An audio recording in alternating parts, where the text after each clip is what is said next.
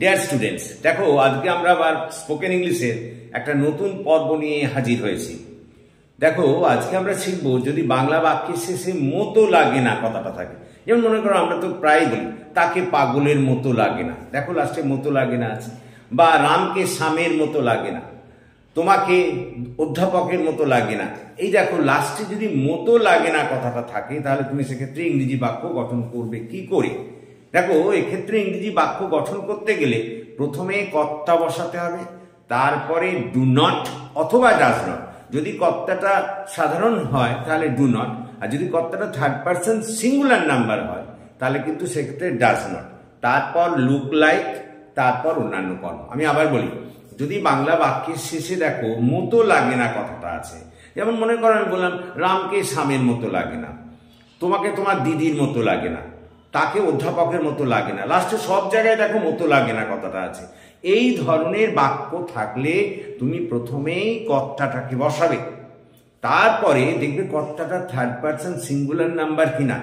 যদি third person singular number হয় তাহলে ডাজ নট, আর যদি থার্ড পারসন সিঙ্গুলার নাম্বার না হয় তাহলে ডু নট। তার মানে প্রথমে কর্তা, তারপরে ডু নট অথবা ডাজ নট। বলছি থার্ড পারসন সিঙ্গুলার নাম্বার হলে কর্তাটা তারপরে ডাজ নট হবে, আর সাধারণ হলে তারপরে ডু নট হবে, তারপর লুক লাইক, তারপর অন্যান্য কর্ম। কথাটা বোঝার চেষ্টা করো।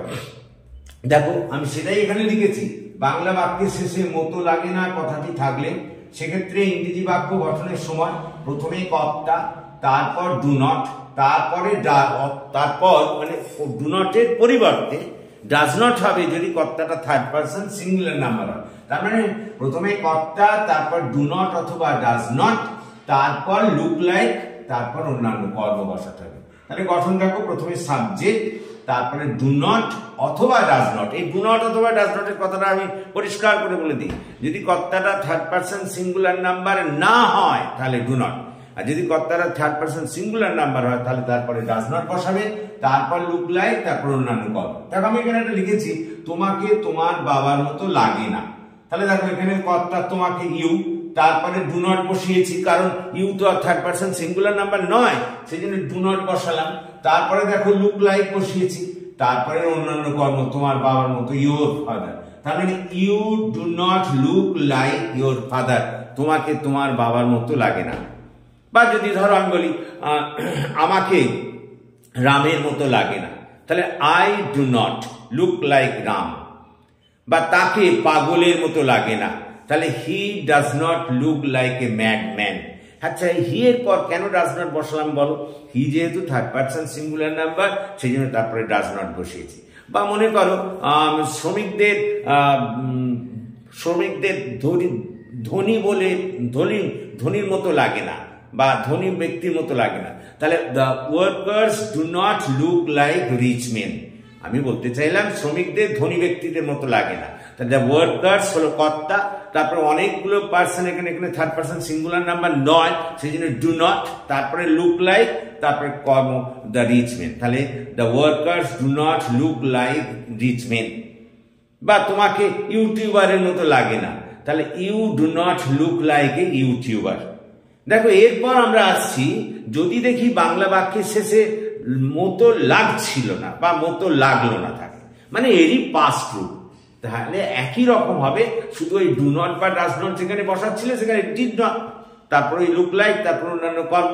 আমি আবার বলি, যদি বাক্যের শেষে দেখো মতো লাগছিল না বা মতো লাগলো না থাকে, যেমন তাকে রামের মতো লাগলো না, মেয়েটিকে মায়ের মতো লাগলো না, দেখো লাস্টে মতো লাগলো না আছে, তাহলে সেক্ষেত্রে আমরা গঠন করব কি করে? প্রথমে কর্তা, তারপর ডিড নট, তারপর লুক লাইক, তারপর অন্যান্য কর্ম। তাহলে যদি বলি মেয়েটিকে তার মায়ের মতো লাগলো না, তাহলে the girl did not look like her mother. আমি আবার বলি, যদি বাংলা বাক্যের শেষে দেখো লাগছিল না বা লাগলো না, মতো লাগলো না, মতো লাগছিল না বা মতো লাগলো না থাকে, তাহলে প্রথমে কর্তা, তারপরে ডিড নট, তারপর লুক লাইক, তারপরে অন্যান্য কর্ম। যেমন মেয়েটিকে তার মায়ের মতো লাগলো না, তাহলে the girl did not look like her mother. বা আমি যদি বলি ছেলেটিকে তার বাবার মতো লাগলো না, তাহলে the boy did not look like his father. বা তোমাকে মাস্টারমশাইয়ের মতো লাগলো না, you did not look like a teacher, বা তাকে ভদ্রলোকের মতো লাগলো না, তাহলে he did not look like a gentleman. তার মানে আমি কথাটা বলতে চাইছি যে যদি দেখো বাংলা বাক্যের শেষে মতো লাগছিল না বা মতো লাগলো না থাকে, তাহলে সেক্ষেত্রে বাক্য গঠন করতে গেলে প্রথমে কর্তা, তারপর ডিড নট, তারপর লুক লাইক, তারপর অন্যান্য কর্ম। তাহলে আশা করি তোমরা বুঝতে পেরেছ। আজকে আমরা তাহলে দুটো জিনিস শিখলাম, বাক্যের শেষে যদি মতো লাগে না থাকে আর তারপরে তারই পাস্ট রূপ মতো লাগলো না বা লাগছিল না থাকে, তাহলে আমরা দুটোই দেখলাম যে আজকে প্রথমে মতো লাগে না থাকলে প্রথমে কর্তা, তারপর ডু নট অথবা ডাজ নট, তারপর লুক লাইক, তারপর অন্যান্য কর্ম।